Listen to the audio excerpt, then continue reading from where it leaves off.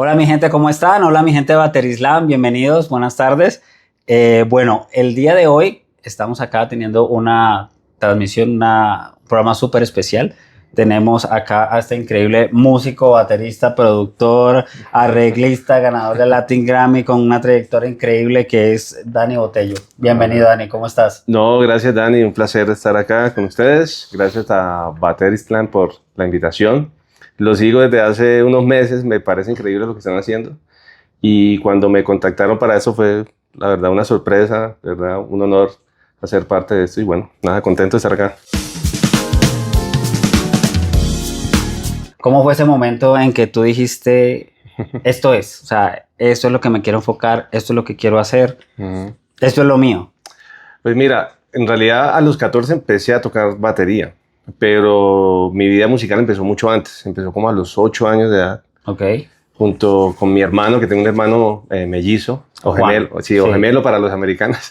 Que para los americanos es lo mismo, ¿no? Mellizo, gemelo. Pero tengo un hermano gemelo, Juan Botello, y mis papás son pastores, son pastores cristianos. Ok.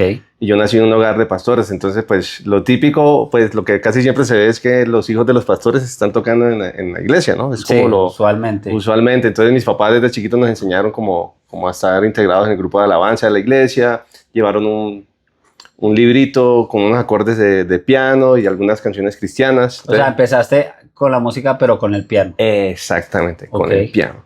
Entonces mi hermano y yo cogimos ese libro y empezamos a estudiarlo solo, o sea, nadie nos enseñó, nosotros estábamos leyendo, poníamos los acordes que estaban ahí y así aprendimos a tocar. Estuve varios años tocando en el grupo de la iglesia, pero estaba tocando era piano. Para ahí me llamaba la atención la batería, pero estaba ahora en el piano, enfocado en el piano, por ahí me escapaba, me montaba en la batería, hacía uno que otro ritmo, hasta que empecé a hacer programaciones de baterías. En el piano, pues antes programábamos las baterías, hacíamos secuencias.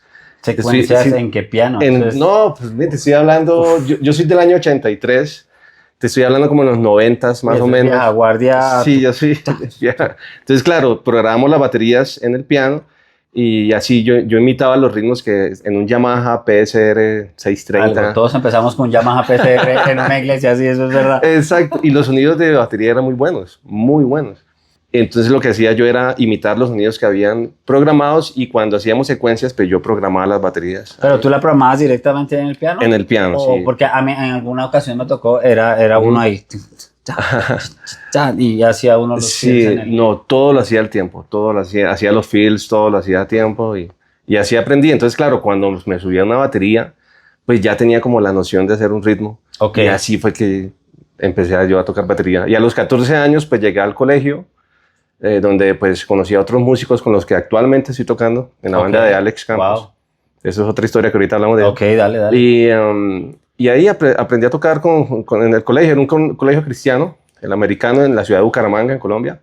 Y ahí empezamos a tocar, y ahí empezó toda esta aventura. Sí. Buenísimo. Pero entonces, empezaste en el piano, ¿sí? Te integraste a la batería, pues, a través del mismo piano, increíblemente. Pero entonces, ¿qué fue lo que te atrapó? ¿Por qué decidiste ya la batería como tal? O sea, yo sé que uno de músico usualmente es integral, y además de la batería toca algo más. Pero ¿por qué os dijiste, no, es la batería? No sé, fue algo que te llamaba de adentro. Siempre me llamaba la atención escuchar en una canción la batería. Siempre, siempre era algo que yo le ponía cuidado, siempre. Y no sé, siempre me llamó la atención. O sea, no me obligaron a aprender a tocar piano, pero si me hubieran puesto a coger en ese momento, seguramente hubiera dicho, no, yo quiero aprender batería. Pero pues lo que había en ese momento era aprender piano, pues eso fue lo que hice, pero siempre con ese enfoque en la batería. Hasta que mi papá vio como esos primeros pinitos que yo estaba haciendo en la batería y él me consiguió un profesor de batería. Ok, ¿recuerdas quién fue tu primer Sí, profesor? claro, se llama Javier Llamosa, de la ciudad de Bucaramanga, un baterista impresionante. Espera, solo para aclarar, ¿ustedes son de Bucaramanga? No, nosotros nacimos en Cúcuta. Ah, ok. Todos somos de Cúcuta. Mi papá es de un pueblo que queda al lado que se llama Gramalote, pero pues es ahí al ladito de Cúcuta. O sea, para las personas que no conocen Colombia, Cúcuta queda en norte de Santander, un departamento que queda al norte de Colombia. Sí, bien pegado a Venezuela. Sí, son vecinos. De hecho, mi bisabuela era venezolana, entonces tengo ahí como sangre. Mi esposa es venezolana. Entonces tengo Venezuela por todos lados. Sí, exacto. Ok. Pero sí, la batería era lo que siempre me llamó la atención. Siempre. Desde desde que empecé a estudiar piano, eso fue lo que me llamaba la atención, no sé, la percusión, la fuerza, ¿no? El motor, era lo que a mí me llamaba la atención. Arrancas con el piano, tipo los 14 empiezas con la batería, Exacto. Tu padre te apoya, te consigue el profe, Ujú. entonces a los 20 años ya estabas profesionalizado. Sí, a los 18 empecé a estudiar música. ¿En dónde empezaste? En la UNAP, en la Autónoma de Bucaramanga. Okay. Es una universidad privada que tenía la Facultad de Música. Okay. Creo que en esa época era la única universidad en Colombia que tenía universidad privada que tenía facultad de música. Y salías con un cartón como maestro en música. Creo que era de las pocas, no sé ya ahorita cómo esté la cosa, pero... Entonces, afortunadamente, pues en Bucaramanga, que estamos viviendo con mis papás, pues estaba la universidad, entonces... No te quedaba ahí. Me quedaba ahí, entonces fácil. ahí estudié 4 años y después vine acá a Bogotá y terminé estudiar música en la Fernando Sor, en la Escuela de Música y Audio Fernando Sor. Para tu carrera marcó la diferencia haber avanzado en esos años tan tempranos, porque hay bateristas o hay músicos que empiezan tarde por X o Y razón, sí, sí. O no se dan cuenta que es importante profesionalizarse, porque pues, seamos sinceros, sobre todo creo que en el mundo de la música y en el mundo de las iglesias hay mucho músico empírico y muy bueno, claro. Pero llega un punto donde uno, siento yo que toca un techo de ser empírico y debe como...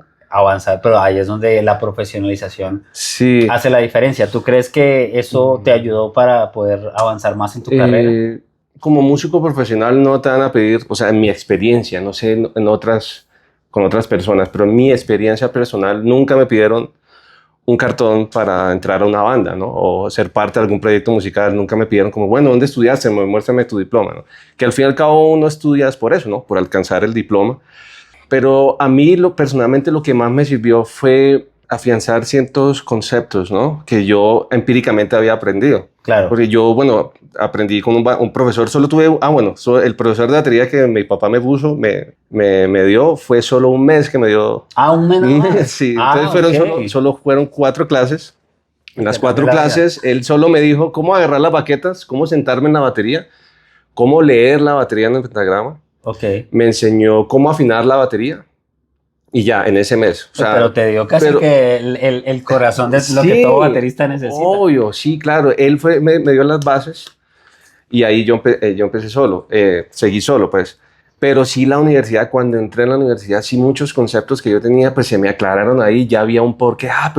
¿Por qué esto suena así? Ya sé, porque aquí hay una negra con puntillo. Entonces, ¿me entiendes? Ya empecé como a afianzar esos conceptos y a ver de dónde venía pues la música, ¿no? Me encantaba la historia de la música también, todo ese tema. Esa es de mis materias favoritas. Sí. De hecho. Entonces, yo creo que sí sirve para ti personalmente, ¿me entiendes? Como para enriquecer tu conocimiento, creo que sí es yo bueno creo que aprender. Más que el hecho del cartón como tal, porque sí, Exacto. Uno audiciona con, bueno, mira, este es mi cartón. Exacto. Y ahora voy a tocar. A diferencia de esas carreras, que sí necesitas, no sé, un abogado, un médico, sí necesita empezó a llover, sí necesita su cartón. Aquí en Bogotá el clima es bien variable. Sí. Sí, entonces, pues bueno. Bueno, claro, sí, de pronto el diploma no, pero sí afianzar esos conocimientos. ¿Sientes que marcó la diferencia para de ahí en adelante? Muchísimo, inclusive ahorita que yo enseño también, que doy clases personales, doy talleres, pues obviamente todos esos conceptos que aprendí en la universidad me están sirviendo hoy en día para dictar clases y enseñar cómo se debe enseñar, ¿no? Eres baterista, productor, arreglista, entiendo también que pianista.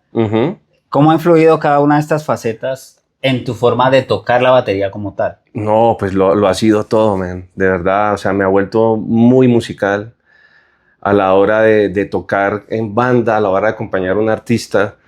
Sí te vuelve mucho más musical, ¿no? Normalmente el baterista, bueno, y todos los músicos cuando estamos empezando siempre queremos mostrar lo mejor, ¿no? Y en mi caso, chopear, sí, en cada espacio que hay, meter algo. Sí. Y bueno, pues a algunos les puede funcionar, ¿no? Yo no juzgo, pues, pero en mi caso sí me ayudó mucho toda esa formación musical que tuve para llegar a tocar en una banda, ¿no? Para acompañar a un artista, ¿no? O sea, tocar en una banda ya sabes que pues hay que darle espacio a la música, ¿no? Hay que darle espacio a lo que está haciendo el bajo, a lo que está haciendo el piano, a lo que está haciendo la batería, inclusive a darle el protagonismo al artista que está al frente, ¿no? Sí. Entonces ya va a llegar un momento donde vas a hacer tu shop en Sí, algún cada momento. uno tiene su espacio.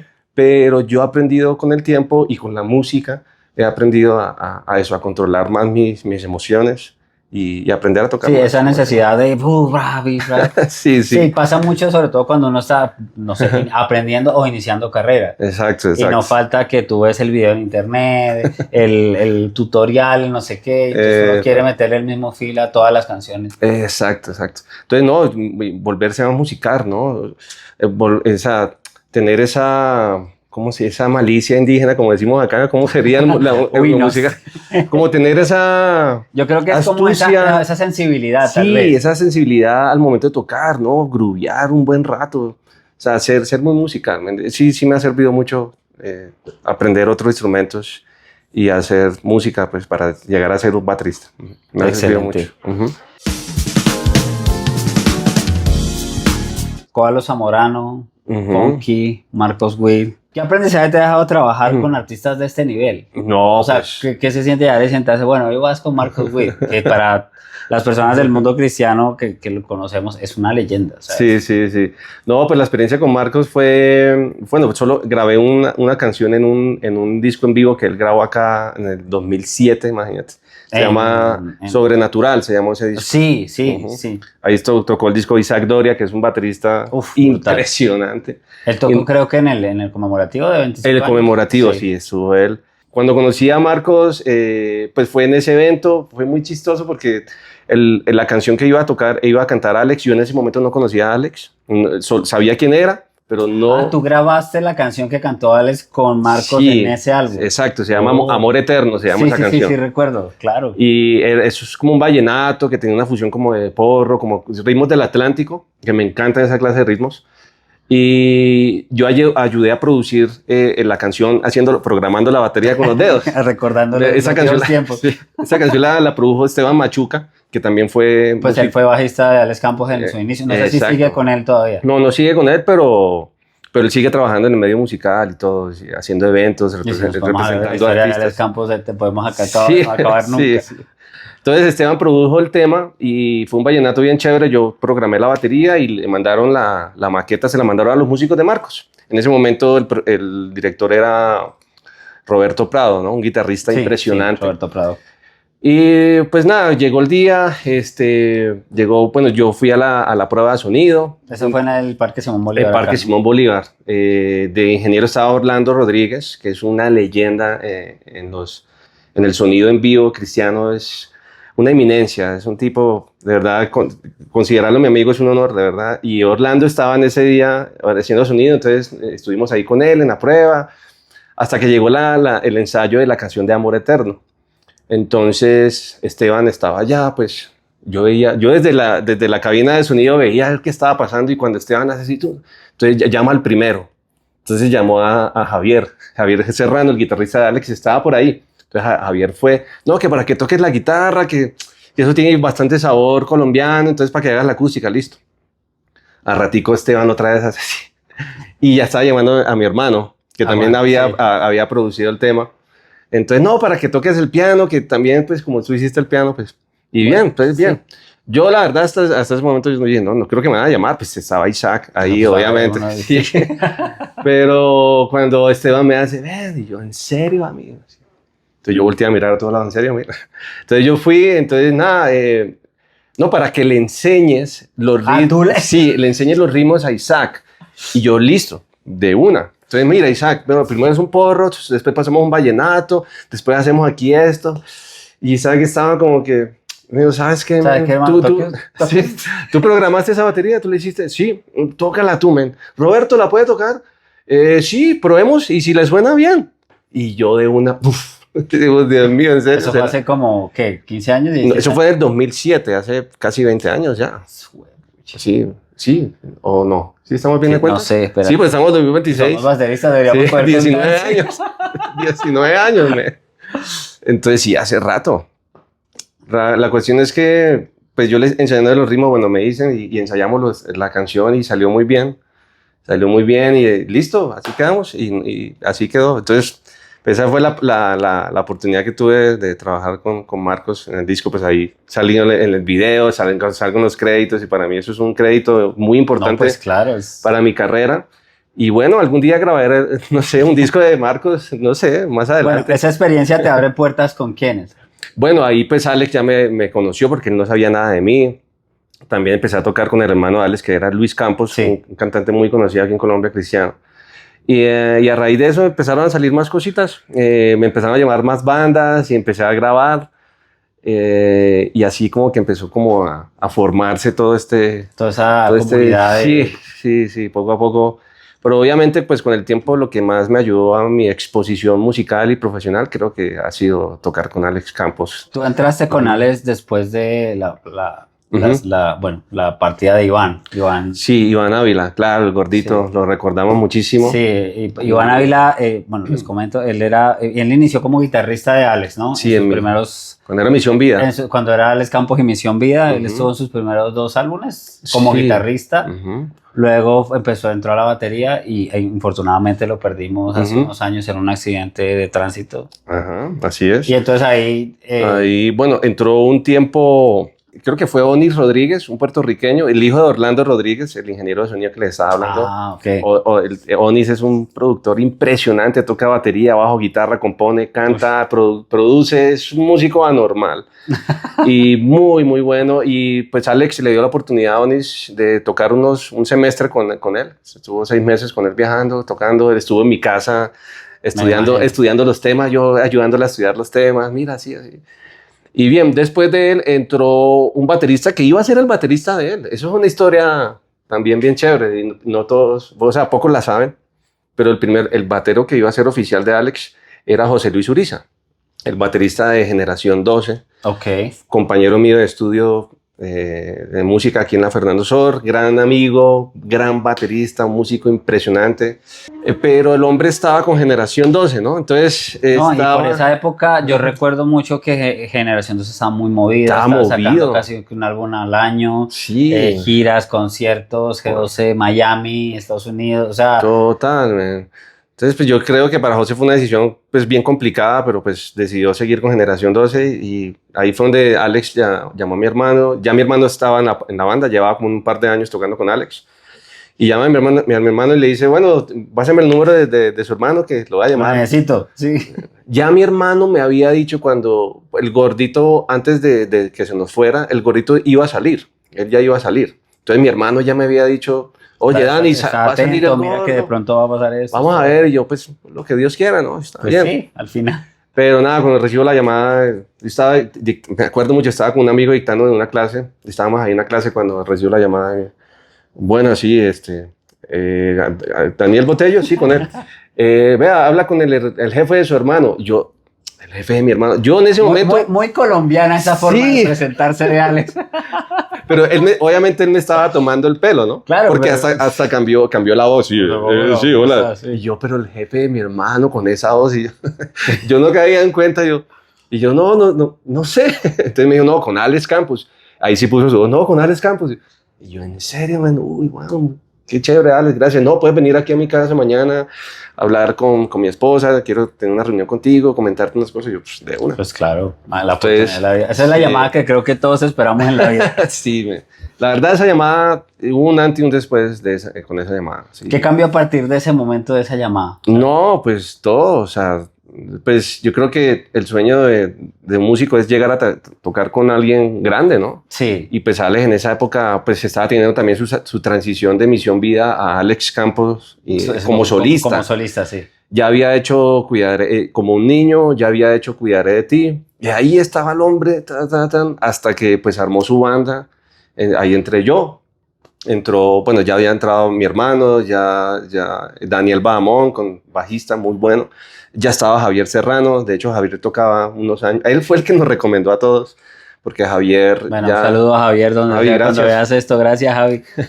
Entonces, todos somos de Bucaramanga, todos somos amigos de infancia, todos crecimos desde la infancia tocando juntos.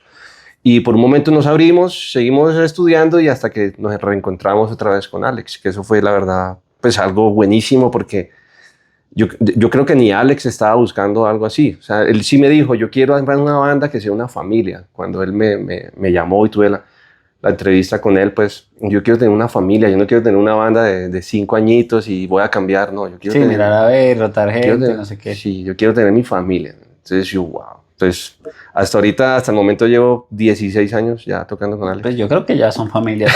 ¿Sí? Sí, ya nos conocemos todos. Un poquito, sí. Sí, y ha sido una experiencia única. Pues obviamente sí hubo un antes y un después con Alex. Obviamente siempre voy a estar agradecido con él. Porque pues sí, mi exposición musical y profesional fue gracias a él. Claro, cuando te llega una oportunidad de este calibre, ¿cómo te cambia el chip? O sea, Sí. es como cuando, digo yo, te llaman estás desempleado y de repente te dicen, empiezas el lunes. Entonces uno ya, entonces ya tengo un horario, ya tengo no sé qué, tengo que organizarme. No. A nivel musical, uno viene como, bueno, tengo este proyecto, toco aquí en esta banda, tengo este toque, tal, pero ya te llama Alex. O sea, ¿qué te cambia en la mente? O sea, porque es como ese, para dejar de ser como ese baterista que todo llama y profe, ahora estoy metido con... ¿sí? No, pues sí, tienes un cambio. Pues yo sí sentí que pasé de ser amateur a ser ya profesional, ¿no? A empezar ya mi vida. Con la sola llamada. Sí, exacto.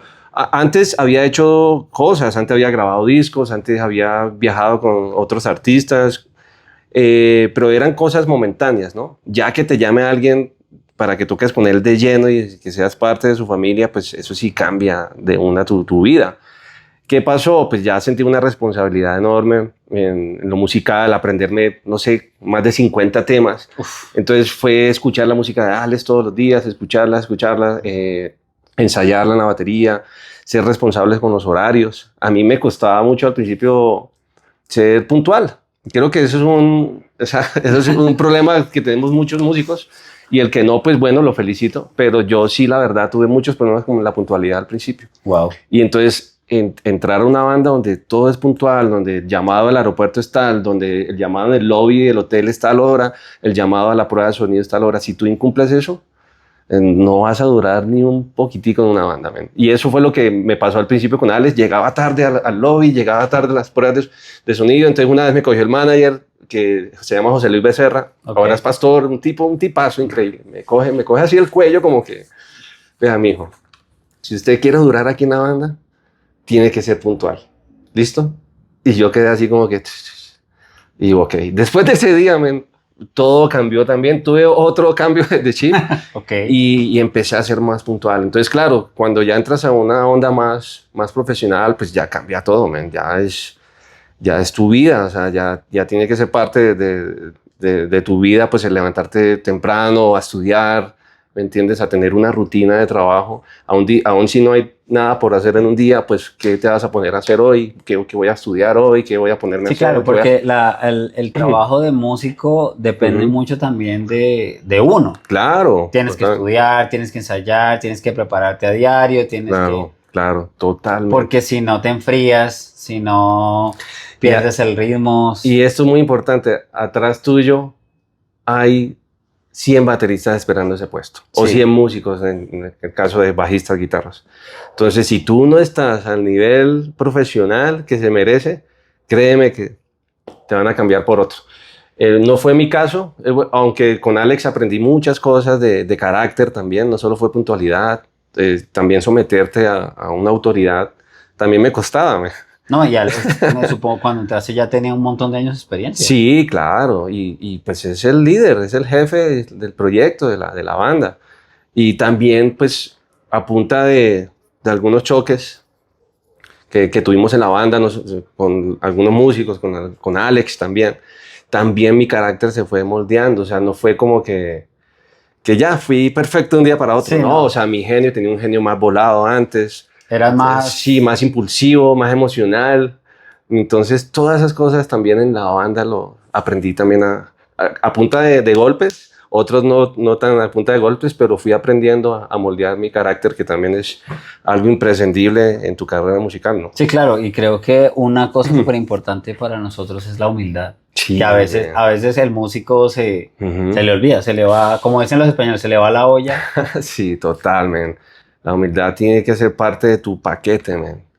O sea, yo conozco músicos anormales que que tienen poca humildad y les va bien, pero los comentarios de la gente siempre va a ser, sí, no, trabajar con él es complicado, mejor no, mejor llamemos a otra persona. Entonces tienes que aprender a manejar tu carácter, tus emociones, ser humilde, eso hace parte del paquete también, ¿no? Latin Grammys. Sí, Vamos para allá. ¿Cómo se vive ese proceso de ser ganador, de ser parte de...? Porque si bien el Grammy se lo lleva el álbum, pues el álbum son todos ustedes. Son todos, claro. Es sí. Alex, es el productor, es el que grabó, hasta el que hizo aseo en el estudio. Sí, sí, todos. Sí, entonces, obviamente tu nombre está ahí. Sí. Pues la experiencia el primer Latin Grammy que ganamos con Alex que fue en el disco Lenguaje de Amor. Sí, ese disco lo grabamos en el 2010. Para mí es mi disco favorito. En ese disco salimos la banda como arreglistas y como músicos. Entonces, ¿qué pasó? La dinámica de ese disco fue muy chévere porque Alex llegó con su guitarra.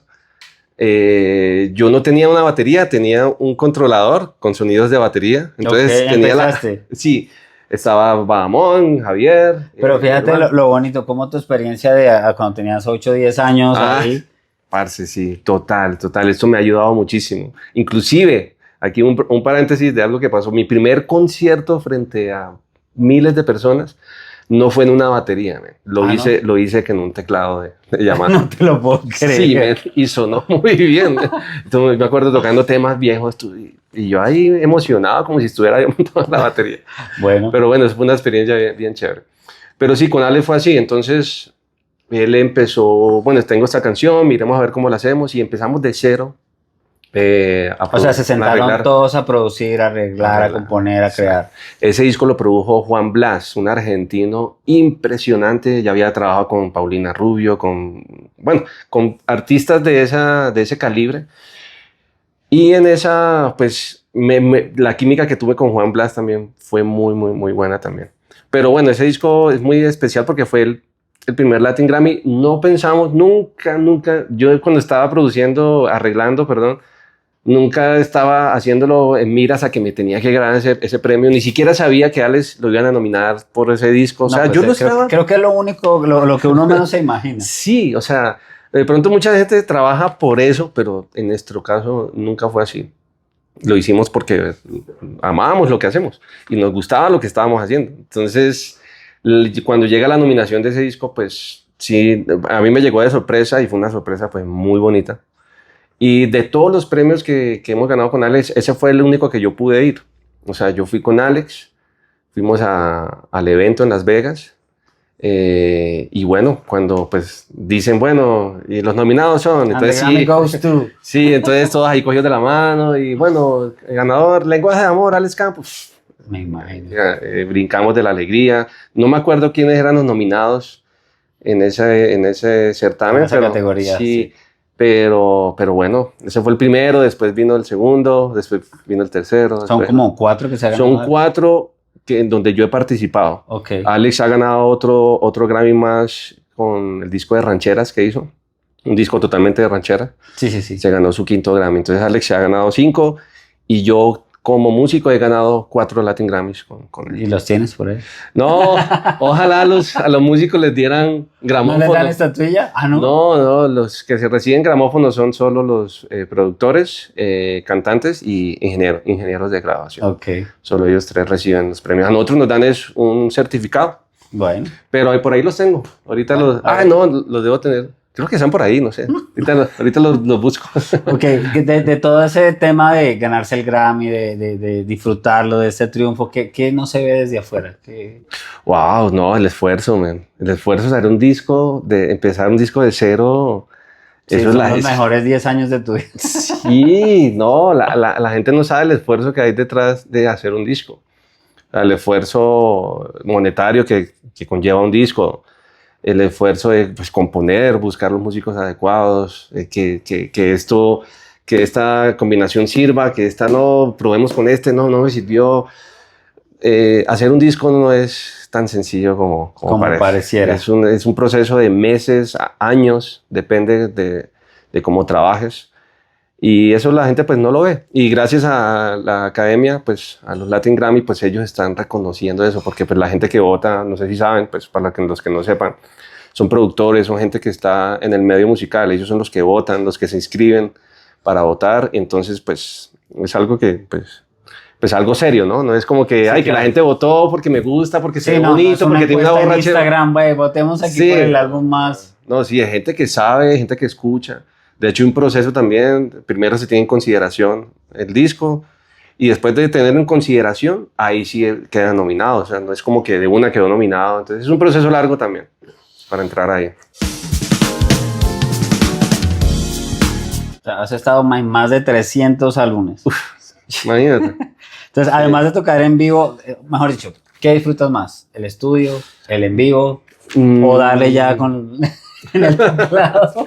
Disfruto más, no, mentira. No, pues yo creo que son etapas de la vida, man, en mi caso. Al principio no es que no lo disfrute, pero lo disfrutaba más los viajes antes, ¿no? O sea, hace 20 años disfrutaba más viajar, ¿no?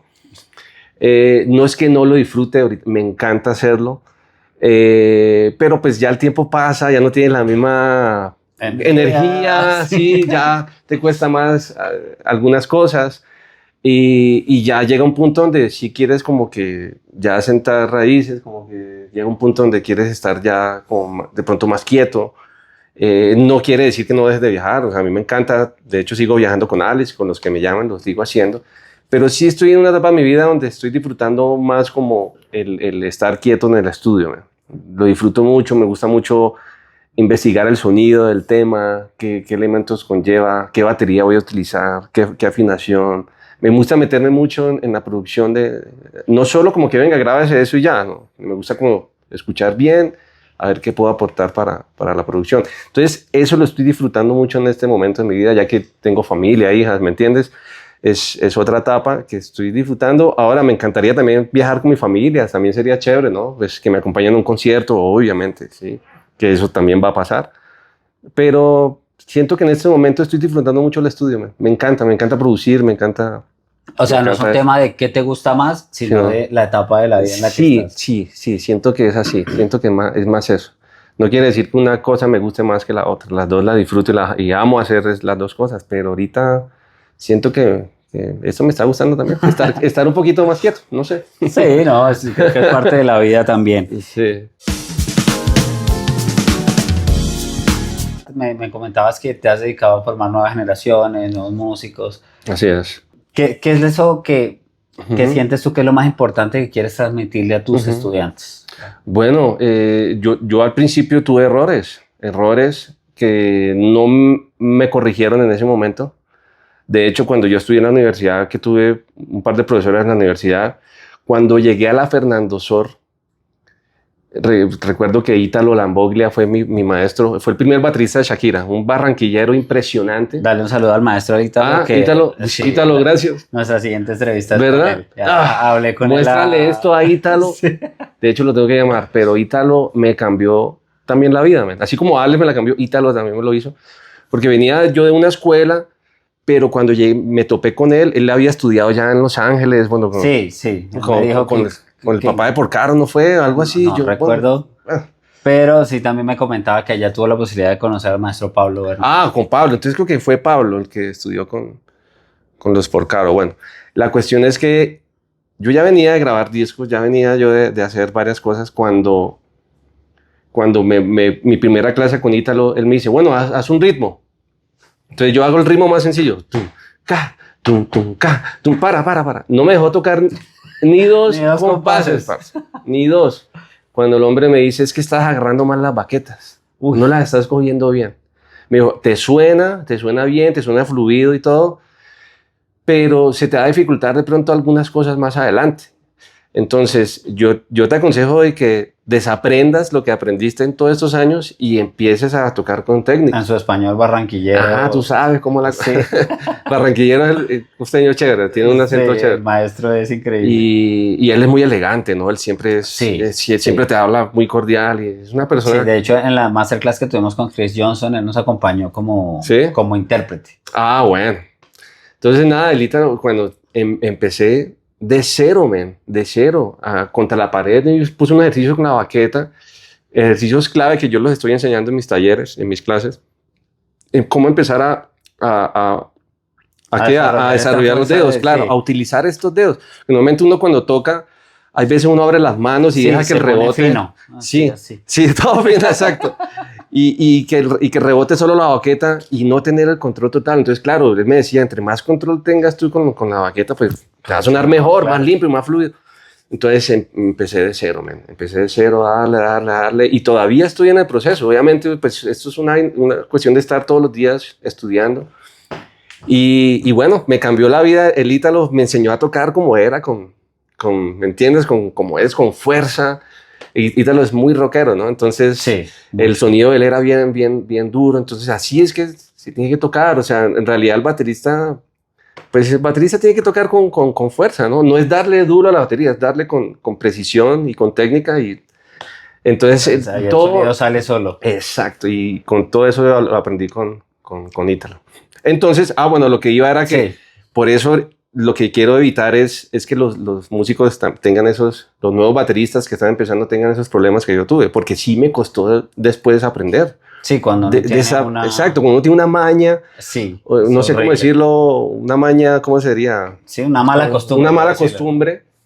Desaprender esas malas costumbres es difícil, hay veces, y a mí me costó y todavía sigo yo estudiando cuestiones de técnica, entonces... Sí, ahorita disfruto mucho enseñar esas cosas, ¿no? Pues la gente como que no... ¿Tu enfoque principal de enseñanza ahorita es la batería o también enseñas producción? Sí, o algo de producción. ¿O musical Sí, sobre todo... ¿Cuáles son esas ramas que estás enseñando? No, solo es batería y producción. Y producción básica como para personas que están como empezando, ¿no? También a producir, cómo utilizar ciertas aplicaciones, cómo utilizar los DAW para grabar, bueno, en fin, cómo grabar una batería, cosas de producción. Yo creo que te voy a estar molestando. Muchacho, claro que sí, lo que necesites. Excelente. ¿Cómo ves esta nueva generación de músicos ahorita? Y sobre todo, digamos, con todo este boom de las redes sociales, donde tú vas, cada reel que subes es un tutorial diferente de un fill, de un chop, de un no sé qué, o están estos super bateristas mega virtuosos, o mientras tú estás acá, por ejemplo en mi caso, yo estoy lidiando con un ejercicio, soltar la mano izquierda, y te sale un coreano de 3 años que toca mejor dicho, y no es inteligencia artificial. Exacto. Sí. Entonces, ¿cómo ves estas nuevas generaciones en el tema de la música? Bueno, siento que ahorita lo que estás viendo, o sea, las nuevas generaciones de músicos se están guiando mucho por lo que ven en redes sociales, ¿no? Creo que ahorita las redes están acaparando todo, ¿no? Sí.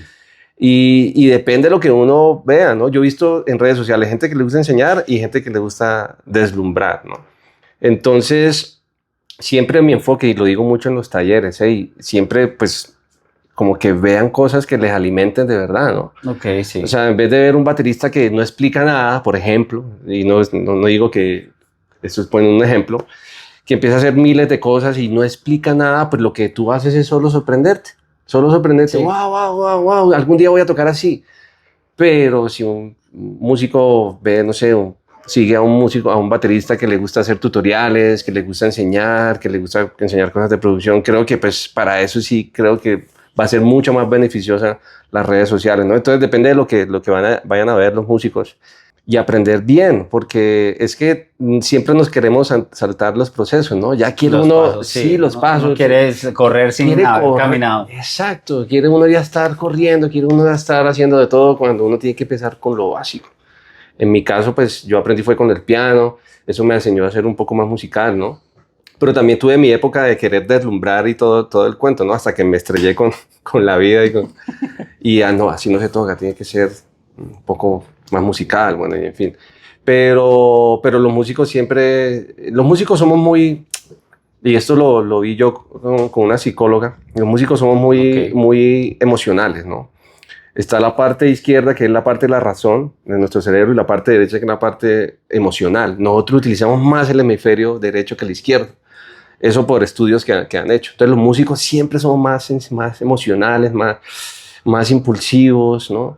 Entonces, por ende, queremos siempre más, ¿no? Queremos como saltarnos esos procesos. Sí, uno ve que le salió un tatapum, entonces ya quiere tatatupupum y entonces y corre y dale. Exacto. Pero resulta que el primer que te salió no te salió como era. Exacto. Entonces, yo le digo a mis alumnos, bueno, vamos a ver clase. La primera clase, cómo sentarse en la batería. Que a veces ni siquiera enseñan eso. Cómo sentarse en la batería para que no tengas dolores en la espalda más adelante, ¿no? Sentarte recto, ¿no? Que la batería acomodarla lo más cómodo posible, lo más cómodo posible. Cosas básicas, cómo coger las baquetas, ¿no? Cómo utilizar los pies. Que hay veces la gente no sabe utilizar el pie izquierdo para el hi-hat o no tienen cierta independencia en principio. Entonces, esas cosas básicas, yo creo que, bueno, vamos a hacer un groove, pero sin ningún feel. Vamos a hacer solo sonido y groove. No sé, quedémonos unos 20 compases, 40 compases solo de groove. Les da un tic de... no, sí, tienen que meter un feel aquí y acá. De pronto no lo pueden hacer, exacto. Pero esas son las cosas que siento que los músicos de ahora tienen que aprender. Yo me imagino a Vinny Colaiuta, a Dave Weckl, cuando ellos empezaron de niños, empezaron de cero y son músicos anormales, que cogieron esto en serio y empezaron de cero y hicieron el proceso. Sí, ya a mí me rompió la cabeza cuando la primera vez que yo vi a Vinny Colaiuta, a Steve Gadd y a Weckl fue en ese video del homenaje a Buddy Rich, donde los tres, yo dije, ¿quién es esta gente? Y te estoy hablando al inicio de los 2000. Por eso. Sí, cuando lo descargué por ahí, no sé dónde me salió ese video. Y lo vi por primera vez y quedé... Wow, sí. Sí, desde ahí le he seguido la pista de Weckl, la Vinny Colaiuta, Steve Gadd. Exacto. Sí, en mi caso, yo pues seguía muchos músicos cristianos al principio, ¿no? Sí, sí, exacto. No conocía músicos seculares, pues por así decirlo. Y claro, el primero pues fue Randall González en la batería, era el baterista de Marcos. Todos sacamos Venció. Pero el de ¿sabes cuál? Alabarle del primer álbum que era un grupo loquísimo. Sí. Es que Randall como manejaba el hi-hat y como se le escuchaba el hi-hat a Randall. Y tú lo veías y el hombre ni se movía, era así. Nada, man. Y la base, el feel solo donde era, feel sencillos. Nada de chops, ¿me entiendes? O sea, era muy musical, Randall. Demasiado. Y eso a mí me partió el cerebro.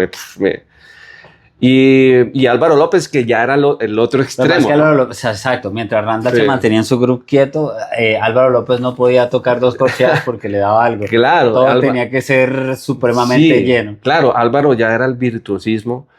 Cosa que también que me encanta porque pues esa banda fue enfocada a eso, ¿no? A músicos, esa Torre Fuerte fue enfocada a eso, a hacer música buena para cristianos. Entonces, creo que el enfoque de ellos siempre fue el virtuosismo, ¿no? Porque no solo Álvaro hacía cosas, o sea... Abel Horta y Héctor Hermosillo. Héctor Hermosillo y Heriberto cuando hacía su solo. O cuando se juntaban con Abraham Laboriel también, eso es una locura.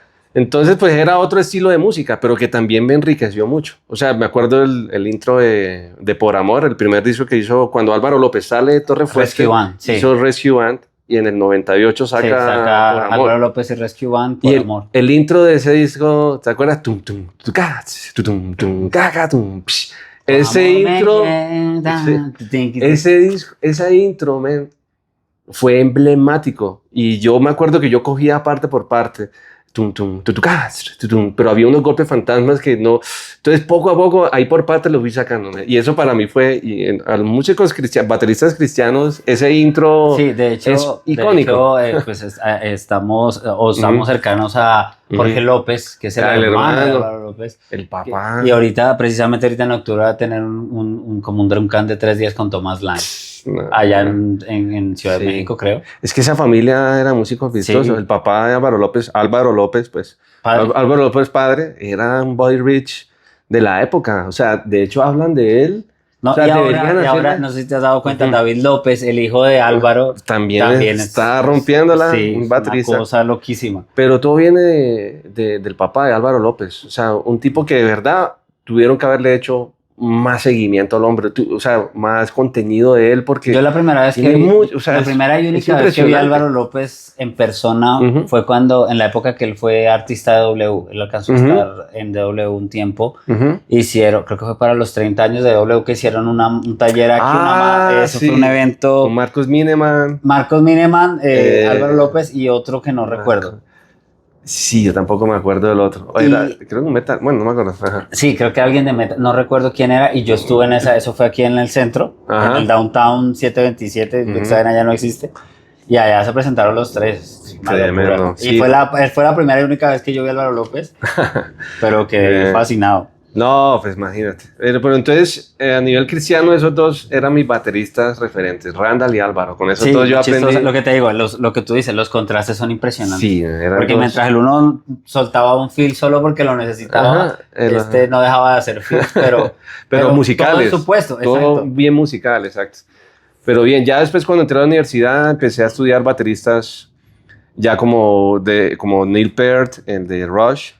Empecé a escuchar a Vinnie Colaiuta, empecé a escuchar a Dave Weckl, Tony Royster, a Dennis Chambers, pero a mí me gustaban más eran o sea, como los bateros como Vinnie, como Weckl, que eran como bateros de los 80s, 90s, donde ponían los platos bien arriba. De hecho, yo pongo mis platos, yo los pongo así, bueno, no los pongo tan arriba, pero sí me gusta poner ray acá, los dos crash acá. Ahorita los bateros quieren todo acá, ¿no? Yo por ejemplo, yo soy de eso. Por ejemplo, si tú ves a un Benny Greb toca todo súper plano. Sí, y está bien. Incluso los toms casi que así planísimos. Sí, es raro. Bueno, y ahí tiene sus pros y sus contras según los ingenieros, porque a ellos sí les sirve mucho que los platos estén bien alejados de los toms, por los micrófonos que tienen los toms. Claro, no van a recibir tanto ruido de los platos. Sí, se les mete el ruido de los Exacto, otros entonces va a estar como más contenido el sonido, lo van a de pronto a ecualizar mejor para un... Pero yo la verdad no lo hice por eso, yo lo hice porque yo veía a todos los bateros el ray por acá, entonces yo recientemente vi un video de Dave Grohl cuando tocaba con Nirvana que tenía el hi-hat como aquí en la cara. Sí. Y los platos bien altos, ¿no? Sí, no, pero la silla era súper, entonces era así, perdón, aquí era así, como no entiendo cómo tocan así. No. Y el redoblante y el... Sí, ¿qué es esto? Cada uno tiene su estilo. Y así sacaban los sonidos que sacaban de esa época. Exacto. Entonces, pues, nada, esa es como mi escuela, ¿no? Bateros de los 80s, 90s. Otro baterista que tengo que nombrarlo sí o sí es Jeff Porcaro, man, que ese también fue mi inspiración. Sí, recientemente el 15 de agosto fue su aniversario. Su aniversario, no recuerdo, de cumpleaños. De cumpleaños, ¿no? Sí, pues. O de falleció, bueno, no recuerdo. Bueno, él murió en el 92, ¿no? Sí, entonces sí fue el 15 de agosto del 92 fue cuando nos dejó. Sí, el maestro, por ejemplo, con Roxana, esa introducción. Man, era increíble escuchar a Jeff como el groove, man, el sonido. En esa época sacar un sonido como el que él tenía era casi que imposible, man. Ahorita para sacar un sonido así tienen que meterle muchos plugins y muchos procesos, cuando en esa época era el golpe, la sala, la batería, uno que otro... preamp, no sé cómo hacían en esa época, también grababan en cinta, eso también hacía que el sonido fuera más fiel, más presencia, ¿no? Y pues siento, bueno, ya que lo mencionas, ¿qué tanto ha cambiado el mundo digital? Me refiero en cuanto a la producción y la grabación digital con respecto al sonido. Claro. Sí, porque imagínate, estamos el plugin, no sé qué, cuando antes era lo que tú dices, un preamp, el amplificador y dele, y veamos. Sí. Hay que aprender a utilizar los plugins, ¿no? de hoy en día para no saturar tanto el sonido, ¿no? Sí, yo la verdad, mira, yo tenía un estudio en Orlando, el estudio que tuve hace unos meses, ya lo tuve que desarmar porque me mudo, pero yo solo tenía unos buenos micrófonos, una interfase con entradas preamplificadas y ya, y utilizaba uno que otro plugin de preamp, un ecualizador y un transcendent y ya, listo. Solo esas tres cositas no para todos los tracks, para todos los canales. Pero ¿qué hacía yo? Pues ponía bien los micrófonos, tenía unos buenos micrófonos, los S Electronics, suenan muy bien, man, recomendadísimos. El cuarto mío era pequeño, man, o sea, es como esta sala donde estábamos, pero sonaba grande, man, porque pues acomodaba los micrófonos bien, tenía una muy buena batería. Entonces, pues, ese conjunto de cosas, pues, hacía que sonara bien. Ahora, no sacaba el sonido de los 80s que sacaba Jeff, pero con pocas cosas aprendí a sacar un buen sonido. Obviamente la gente también pues quiere tener el rack lleno de preamps y me encantaría poder hacerlo, que ese también es como la meta más adelante. Pero ahora con los recursos o sea, con los recursos que tuve en ese momento, pues pude lograr sacar un buen sonido, administrando bien los plugins y sin saturarme, porque es que yo siento que hay veces le meten 10 plugins a un solo canal y ya se pierde la naturalidad del sonido. Hay que dejar que el parche respire, ¿no? Sí. Que todo tenga su naturalidad. Sí, y no, a veces lo que hacen, a veces lo que podrían hacer 10 preamp, lo hace una toalla encima de un redoblante. Sí, exacto. Entonces, ser inteligentes, ¿no? A la momento Recursos prácticos. Sí, al momento de utilizar, no saturar pero sí, obviamente hay una gran diferencia. O sea, creo que el sonido de antes era mucho mejor, ¿no? Y ahorita, pues, tanta digitalización, pues, pierde uno la naturalidad, ¿no? Del sonido. Pero nada, igual hay ingenieros muy tremendos ahorita que igual también siguen grabando en cinta, siguen grabando con pocas cosas y lo hacen como lo hacían antes y ahí se ve una diferencia tremenda. Una pregunta, bueno, un poco creo que tal vez más personal es ¿cómo ha influido tu fe en tu manera de hacer música? Creo que tú eres cristiano de toda la vida. Sí. No, pues es la razón por qué lo hago, man. La razón de todo esto es Dios. Pues desde chiquito siempre aprendí a amar las cosas de Dios y mis papás, gracias a mis papás, ellos me enseñaron eso y comprendí que desde pequeño tuve un llamado también a servirle a Dios por medio de la música. Desde pequeño yo lo tenía claro, man. Y pues cuando haces música con una razón o por un porqué, pues tiene más sentido, ¿no? Que hacer música o por fama o por dinero. Pero cuando tienes como que tu inspiración va mucho más allá de la fama y el dinero, cuando lo haces porque Dios te manda a hacer algo, ya ahí la cosa cambia. Entonces yo estuve en los dos lados, porque yo también toqué mucho en eventos seculares, toqué con bandas seculares. Y también viví mi vida loca, o sea, también, sí, me alejé de las cosas de Dios por un tiempo, pero volví a los caminos del Señor y me di cuenta en la razón de por qué lo hacía. Yo antes en un concierto secular, pues yo tocaba y veía al frente personas tomando y bailando, las chicas ahí, ¿me entiendes? Y después de un concierto como que se acercaban a ver qué, ¿me entiendes? Y está bien, para algunos músicos está bien y no lo juzgo. Pero pues cuando dentro de ti pues hay un llamado diferente, pues si esas cosas no se te hacen tan normales. Entonces yo como que nunca me sentí parte 100% de ese ambiente. Siempre me sentía raro, como que algo sí, algo no me cuadra. Exacto. Cuando empecé a tocar ya en eventos cristianos y empezaba yo a sentir ya el ambiente espiritual, la presencia de Dios cuando baja y tú ves al frente que se está reconciliando una pareja o que se está sanando un enfermo, ¿me entiendes? O que todo el estadio está clamando a Dios, pidiendo un milagro, ¿me entiendes? Ya cobra otro sentido para ti la música. En mi caso fue así. O sea, yo esto no lo hago por dinero ni fama y gracias a Dios no me ha hecho falta. Pero pues sí, la razón principal es llevar el mensaje, man.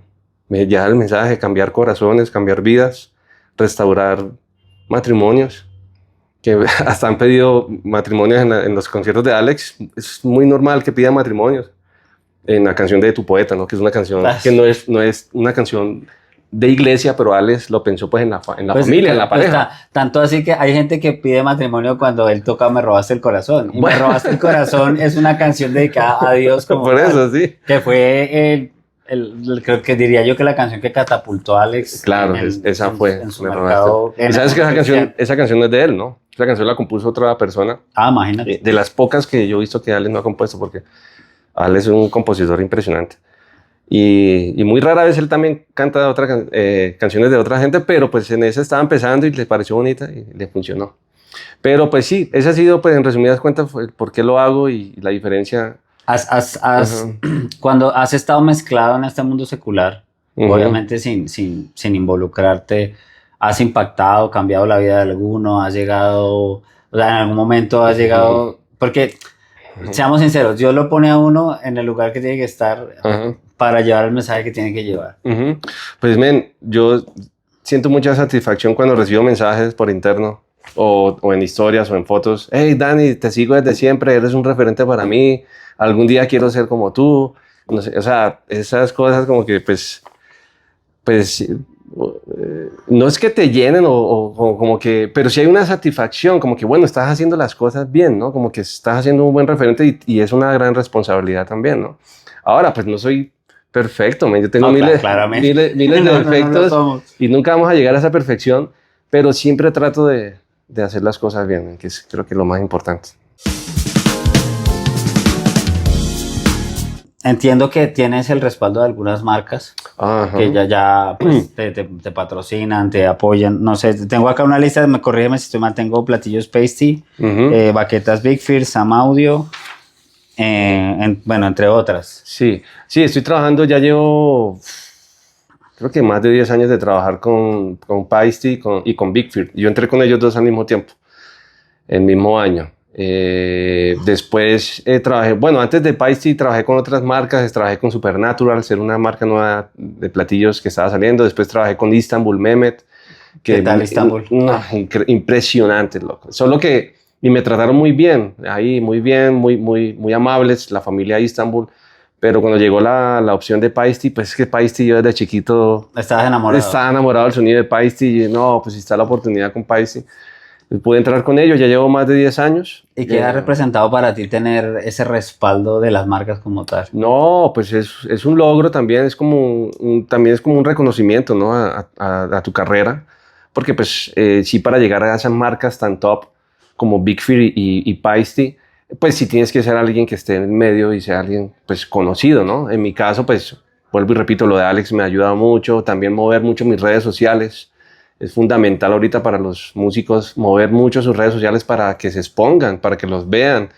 De pronto esas marcas, de pronto no vean que estés viajando mucho, pero ven que tu contenido es bueno y eres buen músico, pues te pueden también dar un patrocinio. Okay. Entonces sí es bueno que los músicos ahora estén como pensando mucho en redes sociales. Sí, digamos que ahorita las redes sociales, digamos, creo que sobre todo Instagram, siento que TikTok es otro mundo. Sí, pero sí. Instagram, yo no tengo TikTok, por ejemplo.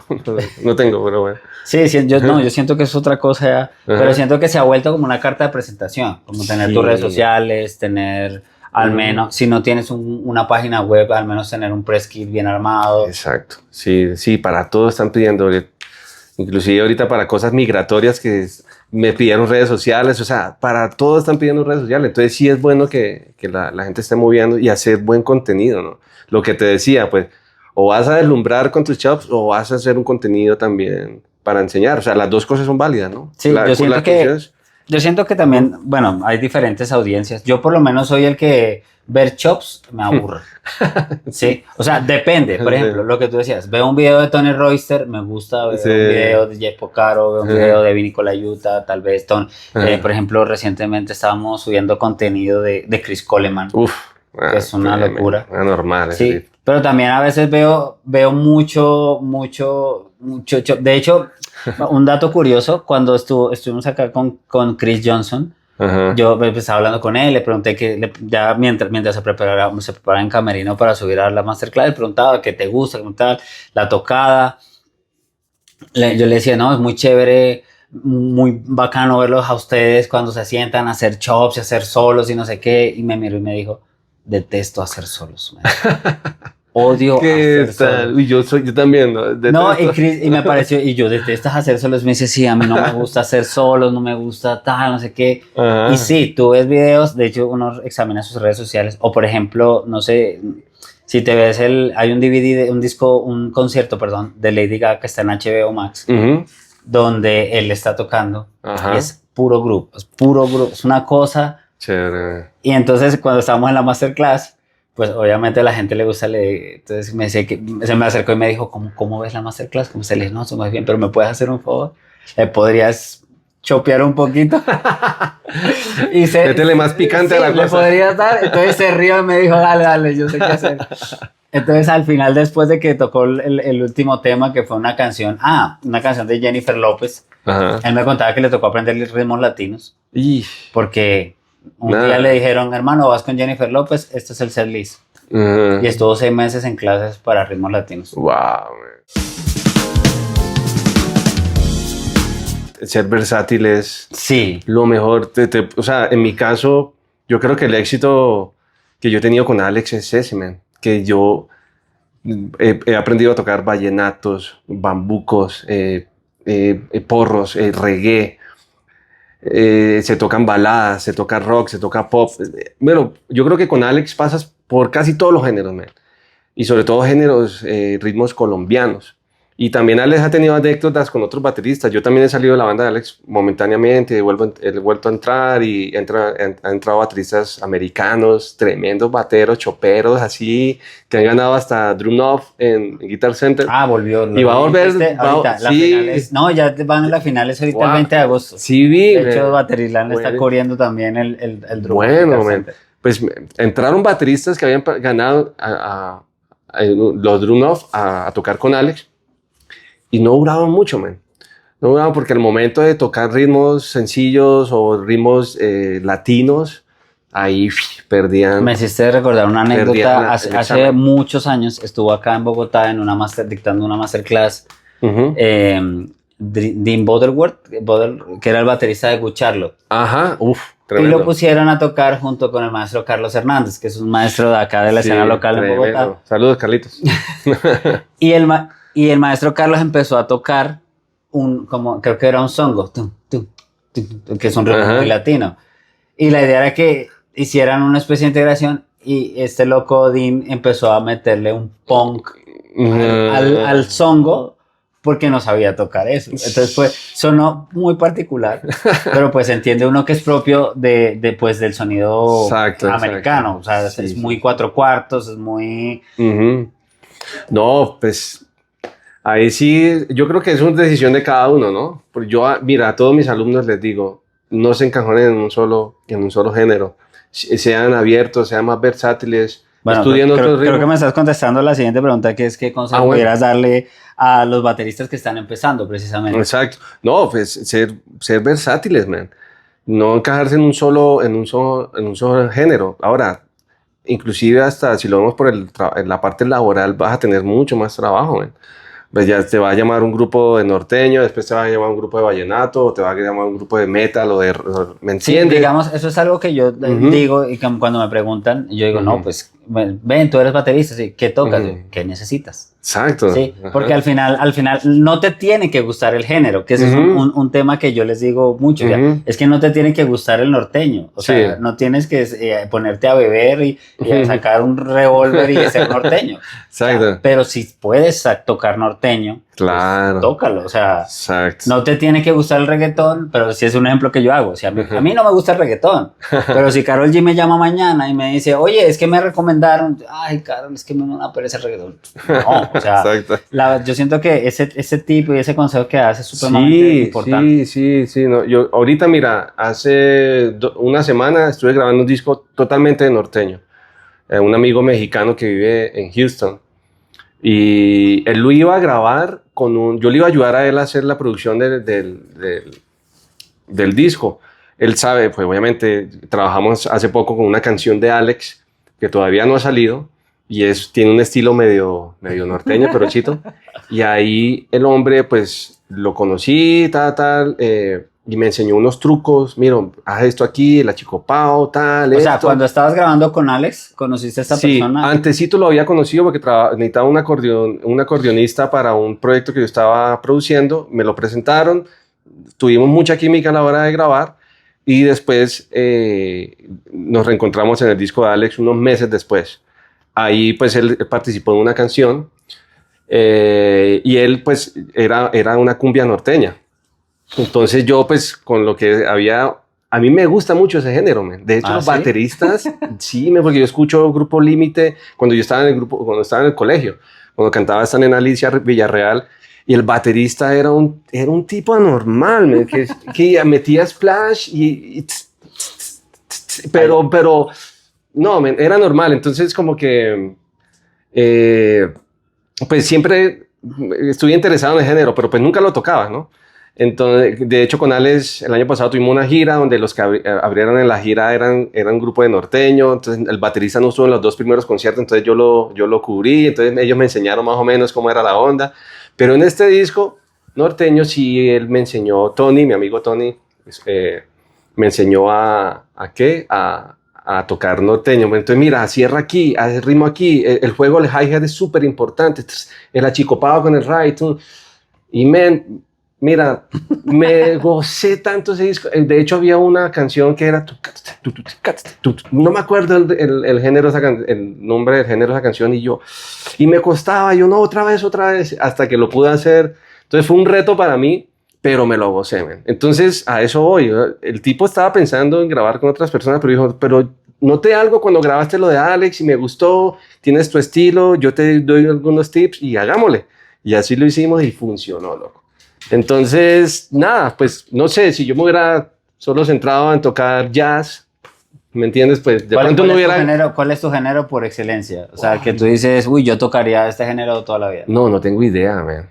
No tengo idea. O sea, me gustan mucho los ritmos latinos, pero también me gustan los ritmos anglos, los de afuera. Entonces, disfruto mucho... no sé, man. Disfruto mucho tocar en la iglesia, disfruto mucho tocar la música de Alex, que tiene de todo un poco. Entonces, no sé, no podría decirte esto es mi fuerte, o sea, no sé, soy latino y creo que de pronto me podría inclinar un poco más hacia los ritmos latinos, ¿no? Puede ser.